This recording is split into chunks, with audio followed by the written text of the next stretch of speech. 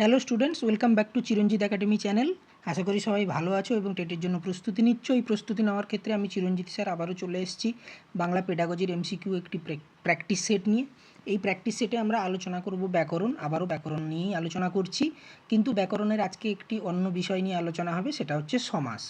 সমাস কীভাবে নির্ণয় করব বা সমাস সম্পর্কিত যে সকল বিষয়গুলো থেকে প্রশ্ন আসার সম্ভাবনা, সেই বিষয়গুলো নিয়ে আজকে আলোচনা করব। ঠিক আছে, অবশ্যই চ্যানেলটিকে সাবস্ক্রাইব করে পাশের বেল আইকনটি প্রেস করে দিও পরবর্তী ক্লাসের নোটিফিকেশানের আপডেট পেতে। চলো সরাসরি ক্লাসে চলে যাই। সমাসবদ্ধ পদকে বিশ্লেষণ করে যে বাক্য বা বাক্যাংশ পাওয়া যায়, যার মাধ্যমে সমাসের অর্থকে পরিস্ফুট করা হয়, তাকে বলে, এখানে কথাটা পরিস্ফুট হবে, ত হয়ে গেছে, তাকে বলে ব্যাসবাক্য, বিগ্রহ বাক্য, সমাস বাক্য, সমস্ত বাক্য। এবারে অপশান দেওয়া আছে ABCD করে। এবারে তোমরা কি করবে, একটু পজ করে ভেবে নাও কোন অপশানটা সঠিক হবে, তারপরে আমি অ্যান্সারে চলে আসছি।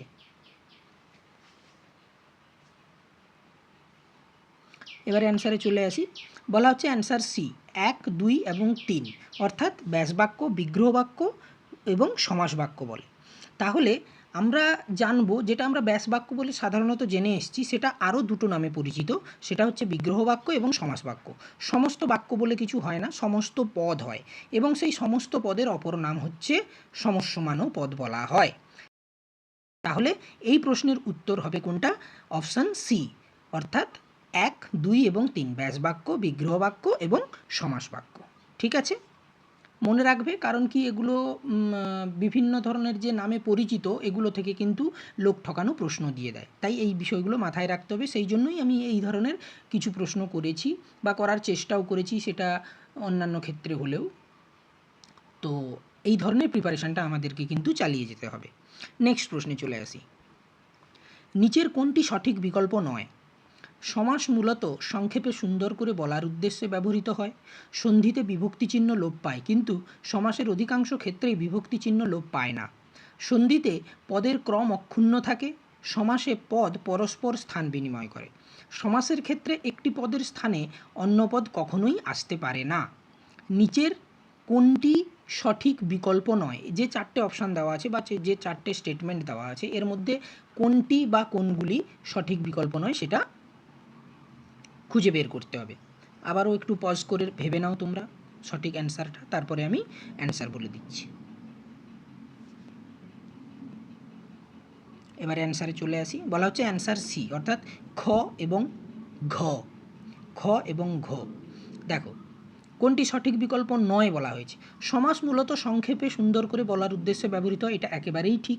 কারণ এক বা একাধিক পদ, দুই বা ততোধিক পদ যখন একসঙ্গে একত্রিত হয়ে সুন্দরভাবে একটা সমাসবদ্ধ পদ গঠন করে এবং তার মাধ্যমে সংক্ষেপে সুন্দর করে সেটা বলা যায়। ঠিক আছে, যেমন সিংহাসন কথাটা যদি আমরা বলি, সিংহাসন কথাটা শুনতে কত সুন্দর লাগছে, কিন্তু যদি আমরা ব্যাস বাক্যটা যদি এরকম হয়, সিংহ চিহ্নিত আসন, এইভাবে না বলে সিংহাসন বললে সংক্ষেপে সুন্দর করে বলা হচ্ছে, তাহলে প্রথম অপশান ক ঠিক, তাহলে এটা বাদ চলে যাবে, এটা ভুল নয়। আচ্ছা, সন্ধিতে বিভক্তি চিহ্ন লোপ পায়, কিন্তু সমাসের অধিকাংশ ক্ষেত্রেই বিভক্তি চিহ্ন লোপ পায় না, এটা কিন্তু উল্টো কথা লেখা আছে। সন্ধিতে বরং বিভক্তি চিহ্ন লোপ পায় না, সন্ধিতে সমাসের বিভক্তি চিহ্ন লোপ পায়, এটা উল্টো কথা লেখা আছে। তারপরে কি বলা আছে দেখো, সন্ধিতে পদের ক্রম অক্ষুণ্ণ থাকে। সমাসে পদ পরস্পর স্থান বিনিময় করে। অবশ্যই স্থান বিনিময় করে, কারণ কি না, সন্ধিতে পূর্বপদ পরপদ যেভাবে থাকে সেভাবেই কিন্তু থাকে, হ্যাঁ, যখন সন্ধিবদ্ধ পদ গঠন করে। কিন্তু সমাসের ক্ষেত্রে কখনো কখনো আমরা দেখতে পাই কি প্রয়োজনে স্থান বদল করে। ঠিক আছে, পদ দুটি, মানে অর্থাৎ পূর্বপদটা পরপদ হিসেবে চলে যায় যখন সমাসবদ্ধ হয়, আবার পরপদটা পূর্বপদ হিসেবে চলে আসে। অপশান ঘ কী বলেছে? সমাসের ক্ষেত্রে একটি পদের স্থানে অন্য পদ কখনোই আসতে পারে না। অবশ্যই আসতে পারে, কখনো কখনো অবশ্যই আসতে পারে। তার কারণ একটা যেমন উদাহরণ দিই, গ্রামান্তর, অন্য গ্রাম। তাহলে এই যে গ্রামান্তর, শেষে গ্রামযুক্ত অন্তর, এইভাবে যদি সেটাকে সন্ধি বিচ্ছেদ করা হয়, তাহলে গ্রামের সঙ্গে অন্তর শব্দটা যুক্ত আছে। কিন্তু যখন আমরা ব্যাস বাক্য করছি তখন কি করছি? অন্য গ্রাম, অর্থাৎ অন্তরটা পরপদ হিসেবে ছিল, সেটা পূর্বপদ হিসেবে চলে এলো এবং অন্য ব্যবহৃত হলো। তাহলে এখানে কি হলো না, একটি পদের স্থানে অন্য পদ চলে এলো, এটা হতেই পারে। তাহলে এখানে কোনটা তাহলে ভুল পেলাম? খ এবং ঘ, ক এবং গ কিন্তু সঠিক। তাহলে অপশান মানে C is the right answer. ঠিক আছে, নেক্সট প্রশ্নে চলে আসি। নিচের সঠিক বিকল্প নির্বাচন করুন। সন্ধিতে পদের সঙ্গে পদের মিলন সম্পন্ন হয়, সমাসে বর্ণের সঙ্গে বর্ণের মিলন সম্পন্ন হয়, সন্ধিতে প্রত্যেক পদের অর্থ অক্ষুণ্ণ থাকে, সমাসে সর্বদাই দুটো পদের অর্থই প্রাধান্য পায়। আবারও একবার ভেবে নাও, পজ করে, তারপরে আমি অ্যান্সারে চলে আসছি।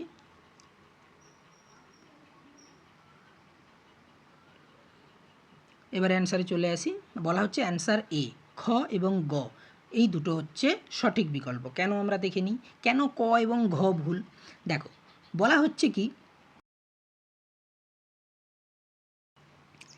এখানে অপশানটা ভুল হয়ে গেছে, এটা একটু আমি কারেকশান করে নিচ্ছি, একটু ওয়েট করে যাও কেমন।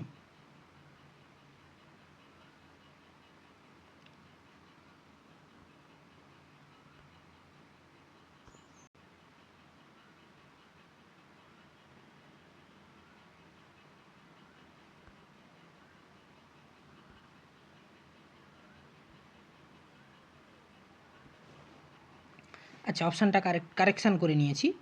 এখানে বলা হচ্ছে নিচের সঠিক বিকল্প নির্বাচন করুন। তাহলে এখানে সঠিক বিকল্প অ্যান্সার অনুযায়ী কী হচ্ছে এ, অর্থাৎ গ। কারণ কি, সন্ধিতেই কেবলমাত্র পদের অর্থ ক্ষুণ্ণ থাকে, ক্ষুণ্ণ না, এটা কথাটা হবে অক্ষুণ্ণ থাকে।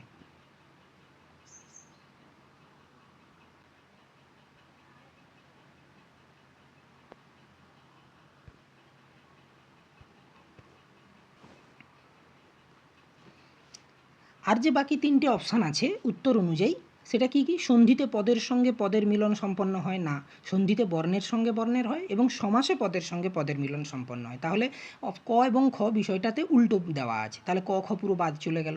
সমাসে সর্বদাই দুটো পদের অর্থই প্রাধান্য পায় না, সমাসে কখনো পূর্ব পদের অর্থ প্রাধান্য পায়, কখনো পরপদের অর্থ প্রাধান্য পায়, এবং কখনো দুটো পদের অর্থ প্রাধান্য পায়, যেমন দ্বন্দ্ব সমাসে দুটো পদের অর্থ প্রাধান্য পায়, এইরকম আর কি বিষয়টা। সর্বদাই হয় না, তাই শুধুমাত্র গ ঠিক, সন্ধিতে প্রত্যেক পদের অর্থ অক্ষুণ্ণ থাকে। তাহলে option A is the right answer. ঠিক আছে, নেক্সট প্রশ্নে চলে আসি। বনে আগুন লাগতে জন্তু জানোয়ারেরা পালাতে লাগলো। এই যে জন্তু জানোয়ারেরা হাইলাইট করা আছে, এটা কি ধরনের সমাস, এটাই জানতে চাওয়া হচ্ছে। দ্বন্দ্ব সমাস, তৎপুরুষ সমাস, কর্মধারয় সমাস, দ্বিগু সমাস। আবারও পজ করে ভেবে নাও, তারপরে আমি অ্যান্সারে চলে আসছি।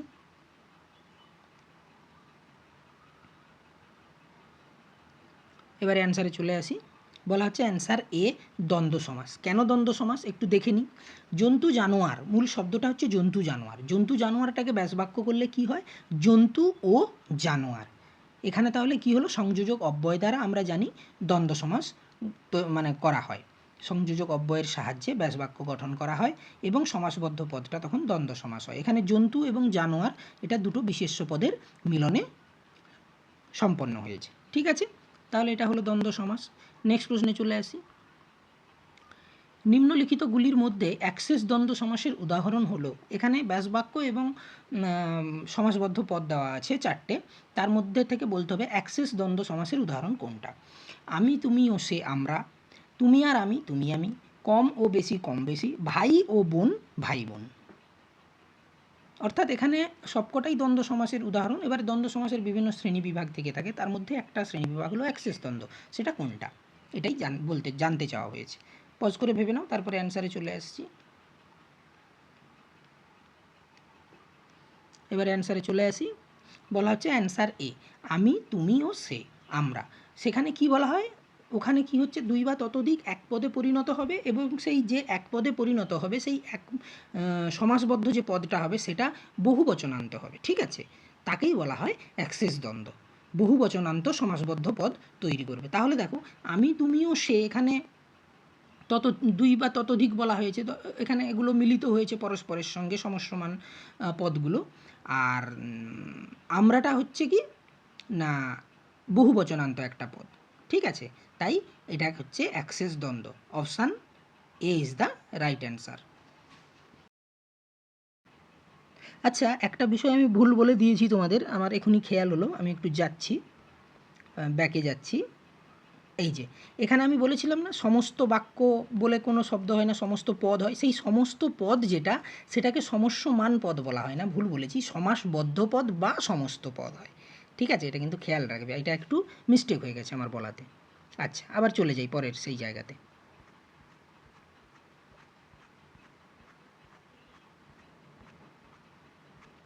নেক্সট প্রশ্নে চলে আসছি।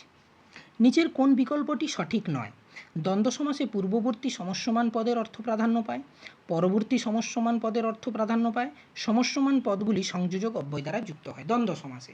ঠিক আছে, তাহলে এখানে অপশান দেওয়া আছে, দেখো ABCD, একটু ভেবে নাও, তারপরে আমি অ্যান্সারে চলে আসছি। এবার অ্যান্সারে চলে আসি, বলা হচ্ছে অ্যান্সার A, অর্থাৎ দ্বন্দ্ব সমাসে পূর্ববর্তী সমস্যমান পদের অর্থ প্রাধান্য পায়। এখানে বলা হয়েছে কি না, কোনটি সঠিক নয়। আমরা জানি দ্বন্দ্ব সমাসে দুটো পদের অর্থই প্রাধান্য পায়, তাহলে এখানে শুধুমাত্র পূর্ববর্তী অর্থের প্রাধান্য পায় না এবং পরবর্তী পদের অর্থের প্রাধান্য পায় না, তাহলে এই দুটো অপশানই ভুল। কিন্তু আমরা জেনে এলাম কি না, দ্বন্দ্ব সমাস সংযোজক অব্যয় দ্বারা যুক্ত হয়, তাহলে অপশান যে 3 যেটা আছে সেটা কিন্তু ঠিক, 1 আর 2 ভুল। তাহলে সেই অনুযায়ী মাল্টিপল অপশানে এলে কী হবে না, option A is the right answer. কারণ দ্বন্দ্ব সমাসে উভয় পদ, পূর্ববর্তী ও পরবর্তী উভয় পদের অর্থই প্রাধান্য পায়। ঠিক আছে, নেক্সট প্রশ্ন। নিচের সঠিক বিকল্প নির্বাচন করুন। এখানে সঠিকটা নির্বাচন করতে বলেছে। তৎপুরুষ সমাসে পূর্বপদের বিভক্তি চিহ্ন লোপ পায়, অনুসর্গ লোপ পায়, পরপদের অর্থ প্রাধান্য পায়, ব্যাসবাক্য গঠনের সময় পূর্বপদের অর্থ অনুসারে বিভিন্ন কারকের বিভক্তি চিহ্ন যোগ করতে হয়, সবকটি। একটু ভেবে নাও, তারপরে অ্যান্সারে চলে আসছি।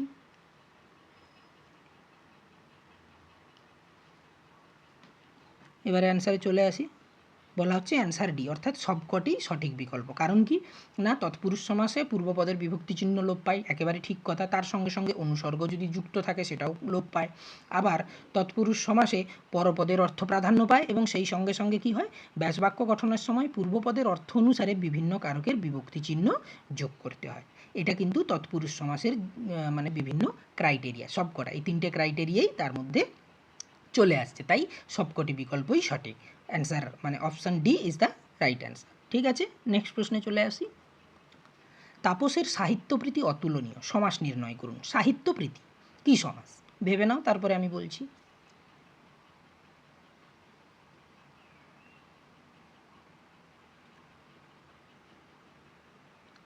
এবারে অ্যান্সারে চলে আসি, বলা হচ্ছে অপশান সি, অধিকরণ তৎপুরুষ। কেন অধিকরণ তৎপুরুষ? তৎপুরুষ সমাসের ক্ষেত্রে আমরা সবসময় কারকটা ওর সঙ্গে সমন্বিত হয়ে যায়। কারণ কি, ওই যে কারকের বিভক্তি চিহ্নের একটা ব্যাপার থেকে যায়। তৎপুরুষ সমাসের যে শ্রেণীবিভাগগুলো, তার মধ্যে কারকের যে শ্রেণীবিভাগগুলো আছে সেগুলো সবকটি চলে আসে। ঠিক আছে, প্রায় সবকটি চলে আসে। এখানে বলা হচ্ছে অধিকরণ তৎপুরুষ। অধিকরণ তৎপুরুষ কেন, দেখি একটু ব্যাখ্যাটা দেখে নিই। ব্যাসবাক্যটা কী হচ্ছে, সাহিত্যে প্রীতি, অর্থাৎ সাহিত্য যে একটা বিষয়, তাতে তার একটা অনুরাগ বা ভালোবাসা আছে, তাই তাকে বলা হচ্ছে সাহিত্যপ্রীতি। তাহলে সাহিত্যে প্রীতি মানে একটি বিষয়কে বোঝাচ্ছে এখানে। ঠিক আছে, এটা একটি বিষয়কে হবে কথাটা, একটি বিষয় না, একটি বিষয়কে এখানে বোঝাচ্ছে, তাই এটা অধিকরণ তৎপুরুষ। আমরা জানি স্থান, কাল, বিষয় এগুলো বোঝালে কী হয়, অধিকরণ কারক হয়, তাহলে সেক্ষেত্রে এটা অধিকরণ তৎপুরুষ হবে। কেমন? নেক্সট প্রশ্ন। পঠন পাঠন শব্দের ব্যাসবাক্য হবে পঠন ও পাঠন, পঠন রূপ পাঠন, পঠন কেন্দ্রিক পাঠন, পঠনের ন্যায় পাঠন। এটা আবারও ভেবে নাও পজ করে, তারপরে আমি অ্যান্সারে চলে আসছি। এবার অ্যান্সারে চলে আসি, বলা হচ্ছে অ্যান্সার এ, পঠন ও পাঠন। কেন? ব্যাসবাক্যটা একটু দেখে নাও। পঠন ও পাঠন হচ্ছে এটা দ্বন্দ্ব সমাস হয়। পঠন পাঠন চলছে মানে কি, পড়াশুনোও হচ্ছে, লেখাও হচ্ছে, সেটাকে একসঙ্গে বলা হচ্ছে পঠন ও পাঠন। ঠিক আছে, তাহলে এক্ষেত্রে সেটা হচ্ছে দ্বন্দ্ব সমাস। পঠন ও পাঠনে এখানে সংযোজক অব্যয় দ্বারাই কিন্তু ব্যাসবাক্য গঠন করা হয়েছে এবং সমাসবদ্ধ পদটা হচ্ছে পঠন পাঠন, এটা দ্বন্দ্ব সমাস। তাহলে ব্যাসবাক্য কী হবে, পঠন ও পাঠন। Option A is the right answer. ঠিক আছে, নেক্সট প্রশ্ন। রাত্রিন্দিব শব্দের ব্যাসবাক্য হবে, রাত্রিন্দিব শব্দের ব্যাসবাক্য হবে দিবা ও রাত্রি, রাত্রি ও দিবা, রাত্রি ও ইন্দিব, রাতের ন্যায় দিবা। এটা কিন্তু একটু ব্যতিক্রম জাতীয় আছে, তাই একটু ভালো করে ভাবো, পজ করে, তারপরে আমি অ্যান্সারে চলে আসছি।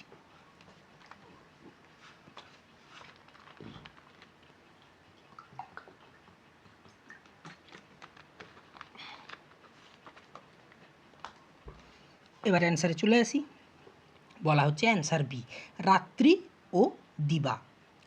রাত্রিন্দিব। ঠিক আছে, এটা হচ্ছে দ্বন্দ্ব সমাসের একটা ব্যতিক্রম। রাত্রিও দিবা, দেখো এখানে কিন্তু এই যে দিবাটা এখানে ইন্দিব হিসেবে মানে বা দন্তনয় দহস্যই ব হিসেবে চলে এসছে, এটা একটু ব্যতিক্রম জাতীয়, তাই এটা আমি দিয়েছি। এই ধরনের ব্যতিক্রম জাতীয় আছে, যেমন হচ্ছে জায়া ও পতি, হিসাব মতো জায়াপতি হওয়ার কথা, কিন্তু সে জায়গায় হচ্ছে দম্পতি। জায়া ও পতি সে জায়গায় দম্পতি হয়। এই ধরনের যে কিছু ব্যতিক্রম আছে সেগুলোও আমাদেরকে একটু স্টাডি করতে হবে। হাতের কাছে যে ব্যাকরণ বই তোমাদের কাছে থাকবে সেটা তোমরা স্টাডি করবে এবং ব্যাকরণগুলোও দেখে রাখবে। এখানে তাহলে কি হবে, রাত্রি ও দিবা দ্বন্দ্ব সমাস, এটা এক ধরনের ব্যতিক্রম দ্বন্দ্ব সমাসের, ঠিক আছে, এবং তার সমাসবদ্ধ পদ হচ্ছে রাত্রিন্দিব। তাই option B is the right answer. দেখো তাহলে এতক্ষণ যে প্রশ্নগুলো আমরা আলোচনা করলাম প্রত্যেকটা কিন্তু কনসেপচুয়াল প্রশ্ন, ভালো করে ভেবে উত্তর করতে হবে। একটাও কোনো সহজ কিন্তু সেভাবে নেই, ঠিক আছে।